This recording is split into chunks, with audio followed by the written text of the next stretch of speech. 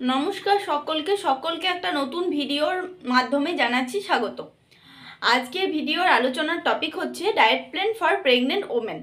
তার মানে প্রেগনেন্সি অবস্থায় প্রেগনেন্সি পিরিয়ডটাতে কি খাওয়া দরকার, আর সেই খাবারগুলো যদি আপনারা জেনে থাকেন যে কোন খাবারটা খেলে আপনার বাচ্চার কিংবা আপনার কতটা, কোন খাবারটা খেলে কোন পুষ্টিগুণটা পাবেন এবং সেটা আপনাদের বাচ্চার কিংবা আপনার কোন কাজে লাগবে সেটা জেনে গেলে আপনাদের সেই খাবারটা খাওয়ার প্রতি যে একটা ইন্টারেস্ট, এটা আরও 100 গুণ বৃদ্ধি পাবে। তাহলে চলুন ভিডিওটা কোথাও একটু স্কিপ না করে পুরোটাই দেখতে থাকুন। আর এর সাথে আরেকটা কথা বলে রাখি, এটা কিন্তু ইন্টারভিউর জন্য একটা খুবই গুরুত্বপূর্ণ টপিক।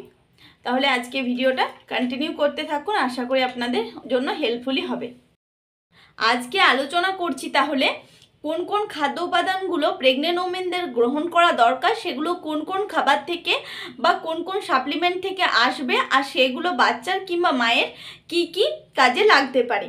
তাহলে চলুন ভিডিওটা এবার ওই উপাদানগুলো নিয়ে আলোচনা করা যাক এই ভিডিওর মাধ্যমে। প্রথমেই বলি ক্যালসিয়াম। ক্যালসিয়াম কি কাজে লাগে?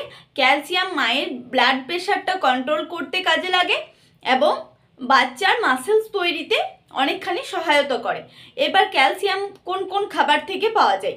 প্রথমেই বলি দুধ, তারপরে হচ্ছে দই। তো দই হিসাবে মিষ্টি দইটাকে অ্যাভয়েড করে টক দইটাকে খাওয়াটাই ভালো। 3 নম্বর হচ্ছে ব্রোকলি। এছাড়াও এখন তো বর্তমানে সাপ্লিমেন্ট হিসাবে ক্যালসিয়াম ট্যাবলেটও দেওয়া হচ্ছে। তারপরে 2 নম্বর সাপ্লিমেন্ট হচ্ছে আয়রন এবং ফলেট। তো আয়রন আর ফলেট এগুলো কি কাজে লাগে না, আয়রন তো কাজে লাগে বাচ্চাদের মাথার খুলি তৈরির ক্ষেত্রে এবং বাচ্চাদের হাড় তৈরি করার জন্য কাজে লাগে।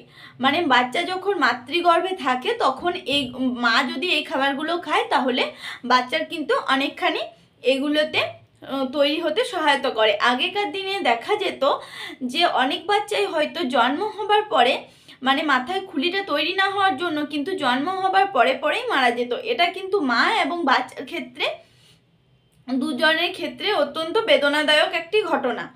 কারণ মা থেকে 10 মাস 10 দিন মাতৃগর্ভে রাখার পরে যদি প্রসবের পরেই মারা যায় তাহলে এটার থেকে দুঃখজনক ঘটনা একটা পিতামাতার ক্ষেত্রে আর কিছু হতে পারে না। তাহলে এবার আলোচনা করি এই মানে ফলেট কিংবা আয়রন এগুলো পাওয়া যাবে কোথা থেকে। তার এগুলো পাওয়া যাবে মেনলি গ্রিন ভেজিটেবলস এবং শাকসবজি। মানে শাকসবজি, গ্রিন ভেজিটেবলস মানে হচ্ছে শাকসবজি। তো গ্রিন ভেজিটেবলসের মধ্যে যে কোনো ধরনের ভেজিটেবলস হতে পারে, আর শাকের মধ্যেও যে কোনো ধরনের শাক হতে পারে, পুঁই শাক, পালং শাক, হেলেঞ্চা শাক, মানে যে কোনো ধরনের শাক হতে পারে। শাকটাকে খাওয়াটা খুবই দরকার কারণ এখান থেকে প্রচুর পরিমাণে ফলেটটা পাওয়া যায়। নম্বর আলোচনা করি প্রোটিনের উৎস হিসাবে। তো প্রোটিনের উৎস হিসাবে আমরা কোন কোন খাবারগুলো খাবো এটা তো আমরা সকলেই জানি। যে কোনো ধরনের ডাল হতে পারে, মাছ, মাংস, ডিম, এগুলোতে একটা সত্যি প্রোটিনের ভালো রকম উৎস। এবার আমি আলোচনা করি ডাল হিসাবে কোন ডালটা খাওয়া যাবে। তো ডাল হিসাবে কোন ডালটা খাওয়া যাবে এটা সম্পূর্ণ নির্ভর করছে প্রেগনেন্ট ওমেনদের ওপর। ওনার যে ডালটা ভালো লাগে সেই ডালটাই উনি খেতে পারেন। ছোলার ডাল হতে পারে, মটর ডাল হতে পারে, মুসুর ডাল হতে পারে, যে কোনো ধরনের ডাল, কারণ সব ডাল থেকে একই ধরনের পুষ্টিগুণই পাওয়া যায়। সব ডালের মধ্যেই কম বেশি কিন্তু প্রোটিন রয়েছে। এবার বাচ্চার ক্ষেত্রে কি কাজে লাগে? প্রোটিন তো আমাদের মাসেল তৈরিতে কাজে লাগে বাচ্চার ক্ষেত্রে। আর মায়ের ক্ষেত্রে অনেক সময় দেখা যায় তার সারা জীবনেও, মানে বাচ্চা হবার আগের মুহূর্ত পর্যন্ত তার কখনোই কোষ্ঠকাঠিন্য কোনো সমস্যা ছিল না, কিন্তু যখন থেকে বেবি মানে কনসিভ করেছেন তারপর থেকেই হয়তো কনস্টিপেশনের সমস্যা দেখা যেতে পারে। ওই জন্য একটু বেশি পরিমাণে ডালটা খাওয়ার চেষ্টা করবেন, আর ডালটা অবশ্যই একটু ঘন খাবার চেষ্টা করবেন। তুলনায় ভাতটা একটু কম খাবেন, কিন্তু ডালটা একটু ঘন করে একটু বেশি পরিমাণে খাবেন। এতে বাচ্চার এবং মায়ের দুজনেরই উপকৃত হবেন। 4 নম্বর হচ্ছে ভিটামিন সি সমৃদ্ধ খাবার। তো ভিটামিন সি সমৃদ্ধ খাবার কোন কোনগুলো? এর মধ্যে রয়েছে টমেটো, কিউই, ফুলকপি, বাঁধাকপি, এইগুলো, এবং কিছু টক জাতীয় ফল। আর একটা কথা বলে রাখি, অতিরিক্ত যখন তাপমাত্রা পায় তখন কিন্তু ভিটামিন সি এর গুণাগুণ নষ্ট হয়ে যেতে পারে। অতএব চেষ্টা করবেন যদি টমেটোটাকে একটু হলেও কাঁচা খাওয়া যায় তাহলে পুরো ভিটামিন সি এর পুষ্টিগুণটাই পাওয়া যাবে। এবার বলি, এটা বাচ্চাদের ক্ষেত্রে মানে মা যদি এটা মাতৃগর্ভে বাচ্চা থাকার সময় যদি খান, তাহলে বাচ্চার মাড়ি তৈরিতে মানে দাঁতের মাড়ি তৈরিতে এবং স্ট্রং বোন মানে শক্তিশালী হাড় তৈরিতে খুবই সহায়তা করে। একটা মোস্ট ইম্পর্ট্যান্ট কথা, সেটা হলো জল। তো প্রচুর প্রচুর পরিমাণে তো এই সময়ে জল খাওয়াটা দরকার। যদি জলটাকে শুধু না খাওয়া যায়, তাহলে কিন্তু জলটাতে কিছু মিষ্টি জাতীয় জিনিস দিয়েও কিন্তু জলটাকে প্রচুর পরিমাণে খেতে হবে।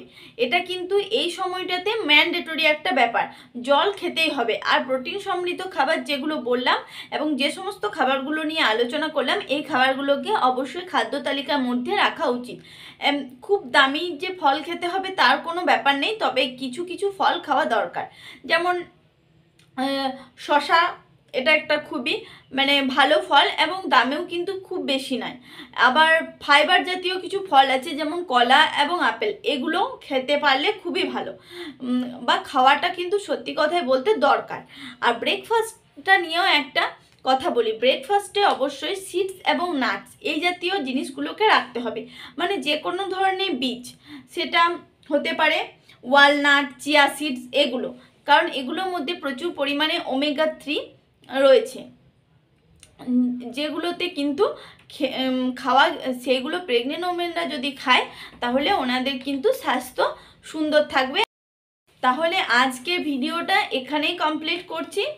আশা করি এই ভিডিওটা অনেকখানি হেল্পফুল হবে অনেক প্রেগনেন্ট ওমেনদের জন্য, কারণ খাবারের গুণগত মান যেগুলো বললাম সেগুলো আপনারা জানতে পারলে আপনাদের খাওয়ার ইন্টারেস্টটাও বেড়ে যাবে। এটা তো প্রথমেও বললাম, আবার এখনও বলছি। তাহলে আজকে ভিডিওটা এখানেই শেষ করছি। দেখা হচ্ছে নতুন কোনো ভিডিওতে নতুন কোনো টপিকের সাথে। ততক্ষণ সুস্থ থাকবেন, সাবধানে থাকবেন।